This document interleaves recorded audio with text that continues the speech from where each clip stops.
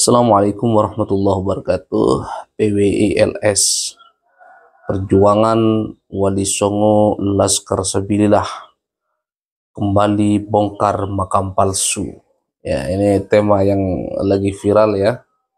Tetapi sekali lagi sebelum kita bahas soal pembongkaran makam palsu ini, kita sebagai santri kita turut berduka cita atas kejadian yang terjadi di Pondok Pesantren Al-Khuzini Buduran, Sidoarjo, Jawa Timur.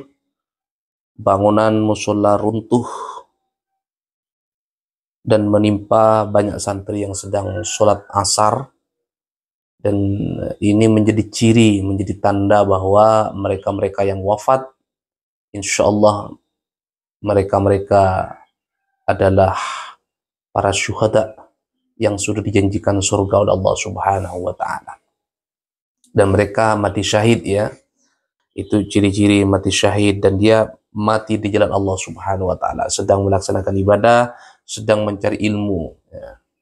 Kalau kita lihat hadis Nabi, bahwa orang yang berangkat mencari ilmu Allah Subhanahu wa Ta'ala kemudian dia meninggal, maka ia meninggal dalam keadaan syahid. Mudah-mudahan santri-santri yang mendapatkan musibah ini ditempatkan di tempat terbaik oleh Allah Subhanahu wa Ta'ala, dan keluarganya diberikan kesehatan oleh Allah Subhanahu wa Ta'ala. Jadi kita nggak usah ikut-ikutan nyinyir. Banyak netizen itu menyerang kiai. Kita lupa sebagai santri bahwa semua itu adalah pemberian Allah Subhanahu wa Ta'ala. Jangan ikut-ikutan nyinyir ya. Tidak ada satupun yang menginginkan. Pembangunan di pesantren itu sudah berkonsultasi dengan para ahlinya, para pakarnya.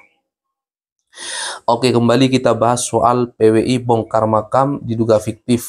Ya, kita banyak melihat di beberapa berita yang akhir-akhir ini sangat viral tentang apa yang dilakukan oleh PWILS. Ya, ada beberapa kejadian, salah satunya di Ponorogo, kemudian di Blora, kemudian ini juga ada di Ngawi, kemudian Kudus. Nih, PWLS Kudus desak bangunan makam Habib Ja'far dibongkar. Alasannya karena ya melanggar aturan dan merusak makam-makam lain yang telah ada sebelumnya. Oke. Ini di Ponorogo juga, PWLS bongkar makam palsu di Dukuh Mantub, Ponorogo. PWI bongkar 5 wali 5 yang dianggap palsu di Ngawi. Ya, banyak kejadian ya.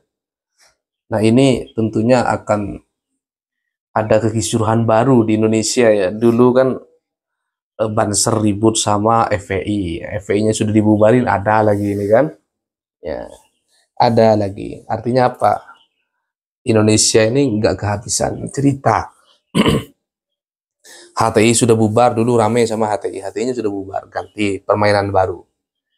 Nah, ini tentunya menjadi perhatian kita semua ya, yang seharusnya kita berpikir soal bagaimana meningkatkan ekonomi, meningkatkan kesejahteraan masyarakat. Kadang-kadang waktu kita habis hanya untuk seperti itu. Tapi menurut saya apa yang dilakukan PWLS ini juga penting ya. Karena orang Indonesia ini ya suka keliling makam-makam. Apalagi makamnya sudah dibangun, ada tangga menuju makamnya, ada atas bukit, dibangun tangga ke atas, kemudian di situ ada banyak orang jualan ya. Apalagi makamnya kemudian batu nisannya dibalut dengan kain putih, ada yang kain kuning, kemudian dikasih atap, dikasih payung di atasnya, kemudian dikasih bunga-bunga. Itu biasanya menyedot wisatawan. Ketika wisatawan datang, maka di situ muncul juru parkir, kemudian muncul orang jualan dan lain-lain. Ternyata makamnya itu makam palsu, tidak ada isinya. Beberapa kasus yang terjadi ketika dibongkar makamnya isinya pasir, gak ada orangnya. Nah, itulah orang Indonesia. Kenapa makam tuh dianggap mesin ATM? Dianggap sesuatu yang bisa mendatangkan pundi-pundi ekonomi. Makanya banyak oknum-oknum nakal yang sengaja membuat makam palsu itu sehingga mendatangkan pendapatan. Maka pejuang Wali Songo Indonesia Laskar Sembilan menurut saya ada manfaatnya juga. Ada manfaatnya juga. Mereka ini konsen untuk menjaga warisan budaya Nusantara, ya. Kemudian menjaga makam-makam para wali yang betul-betul ada. Kenapa nanti kalau banyak makam-makam palsu bersebaran, itu namanya juga dimirip-miripkan dengan nama-nama wali sebelumnya, itu kan membuat masyarakat bingung. Kita tahu bahwa ada beberapa nama makam itu sebenarnya ya sudah ada makamnya. Nah, ketika ditanya biasanya sama juru kuncinya apa? Ini bukan makam, tapi makom. Makom itu maksudnya tempat singgah, tempat duduk atau petilasan, ya, istilahnya petilasan. Ketika sudah ditanya lebih lanjut, bener nggak ada mayatnya di dalam? Ah, cuman ada kerisnya. Itulah Indonesia Raya, ya. Makanya dari itu, karena pikiran rakyat Indonesia seperti itu, akhirnya mudah orang lain itu memanfaatkan kondisi yang ada untuk menciptakan makam-makam palsu dengan harapan dia ya mendapatkan pendapatan. Maka dari itu kalau saya sendiri netral-netral aja, ya. Saya bukan anggota PWILS dan saya juga bukan mereka yang kontra dengan PWLS, tapi menurut saya Indonesia ini juga penting, ya. Artinya apa? Ketika ada makam yang dikeramatkan, sejarawan harus hadir untuk meneliti. Jangan-jangan isinya bukan orang mati. Kalau masih ada orang mendingan, ya, ada makam orang biasa kemudian dibalut, batu nisannya dibalut dengan kain putih kemudian disekarkan, nggak apa-apa. Tapi yang lucu kadang-kadang memang nggak ada orangnya di dalam, memang nggak ada orangnya. Menurut saya penting. Jadi kita nih sebagai santri yang netral tidak memihak di mana-mana. Ayo kita fair aja. Kalau ada sesuatu jangan langsung memvonis. Ya, ada kejadian apapun jangan langsung menjas ini salah, ini benar. Apalagi kalau saya lihat di komen-komen netizen di beberapa platform medsos, wah, ada yang sampai ngomong kafir, ada yang sampai ngomong macam-macam. Jangan seperti itu. Kita jadikan pikiran kita untuk menganalisis setiap kejadian yang terjadi. Kita mesti harus cerdas. Kalau ada orang dulu tidak ada makam, tiba-tiba ada makam, ya. Di dekat rumah saya, di kampung saya juga ada. Dulu nggak ada, los saja, pemakaman umum. Tiba-tiba ditulis nama tokoh besar dalam sejarah Indonesia, makam si Joko apa, ya. Kemudian seiring dengan perjalanan waktu, ini kok makam yang nisannya dibalut kain putih kok semakin banyak, semakin luas. Para peziarah pun semakin banyak yang datang. Nah, ketika melihat fenomena seperti ini, para sejarawan, mahasiswa harus cerdas, ya. Jangan abai, ya. Jangan abai, ya. Harus cerdas, diteliti dari sisi kesejarahan. Kalau ada pakar kalau ada pakar penelitian tentang manuskrip atau meneliti tentang usia tanah di situ, ini baru dibuat, kan ketahuan tuh. Batu nisannya kan ketahuan. Ini baru dibuat di tahun berapa, kan ketahuan. Pakar arkeolog, ya. Sehingga masyarakat tidak tersesatkan oleh oknum yang melakukan tindakan-tindakan seperti itu. Ya. Maka saya berharap, ya, teman-teman PWLS tetap tenang. Tetap tenang, ya, jangan terprovokasi oleh mereka-mereka yang kontra terhadap kalian. Karena niat awal PWLS itu didirikan, setahu saya baca, ya, saya baca di media, niat PWLS itu murni ingin meluruskan sejarah-sejarah yang selama ini telah dibengkokkan dan ingin menjaga warisan Wali Songo. Tolong niat baik ini dijaga, jangan sampai terprovokasi. Sudah digebukin, oh udah nggak usah balas saja. Negeri ini negeri hukum. Kalau kalian dapat intimidasi, kalau kalian dapat perlakuan-perlakuan yang tidak baik. Kemarin sahabat Banser di Kerawang sudah digebukin juga itu. Ya santai aja, ini negeri hukum, kita proses, kita percayakan kepada aparat penegak hukum. Sekali lagi saya harap teman-teman PWLS untuk lebih tenang, lebih cerdas menyikapi persoalan ini. Kalau ada makam diteliti dulu, jangan asal bongkar ya.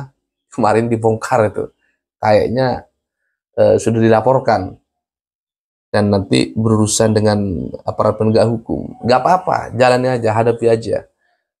Kita negeri hukum, nanti ketika kasus pembongkaran makam itu diadukan ke aparat penegak hukum, nah ini kesempatan kita meneliti. Ayo polemik ini disudahin, kita fokus ya, fokus meneliti sejarah-sejarah Nusantara. Kalau memang ada yang palsu, laporkan aja sama aparat. Kalau bisa jangan dibongkar sendiri, kecuali aparatnya sudah nggak dengerin.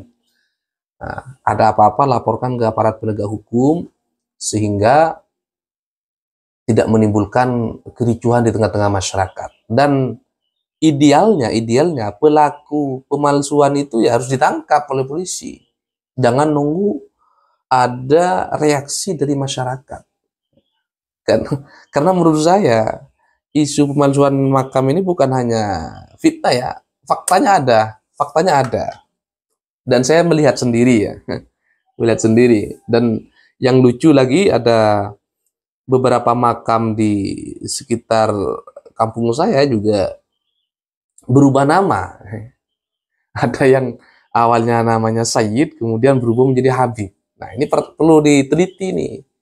Ya, siapa yang melakukan ini? Apakah memang Habib atau orang yang sengaja mengadu domba? Ya, bisa jadi dioperasi kan, biar Habib ribut sama Kiai misalnya. Ganti aja deh nama makam itu menjadi Habib misalnya. Pelakunya bukan Habib, orang lain yang ingin mengadu domba, bisa jadi. Tapi perubahan nama itu faktanya ada, ya, ada. Dan beberapa kali saya survei langsung ke lokasi, ada. Jadi kalau ada persoalan-persoalan ini, menurut saya idealnya memang kita harus rajin-rajin bertabayun, bertemu, mediasi. Kenapa kok tiba-tiba ada makam dadakan ini? Apakah makam ini datang dilempar dari langit atau seperti apa?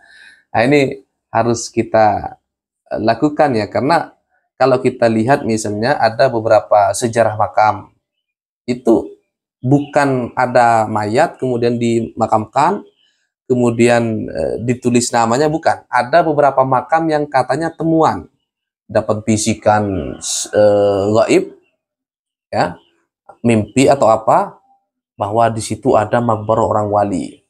Kemudian ketika sampai di sana nggak ada apa-apa, dibangunlah makam. Ada yang begitu-begitu, ada. Di Indonesia itu ada ya. Mungkin di masyarakat yang lebih rasional seperti masyarakat Eropa, hal itu hal yang tabu, nggak ada. Tidak empiris. Tapi fakta Indonesia itu ada. Nah, misalnya ditemukan beberapa makam. Ada dulu kasus, ada orang mimpi ya, ada orang mimpi berkali-kali di situ ada makam di pinggir laut. Ketika digali pasir ternyata ada beneran makamnya. Itu hasil mimpi juga. Ketika dicek makamnya ada. Digali ternyata ada makam kuno di pinggir laut, sudah tertimbun pasir. Dan sampai hari ini ada orang ziarah ke situ. Dan nama makamnya nama-nama Muslim.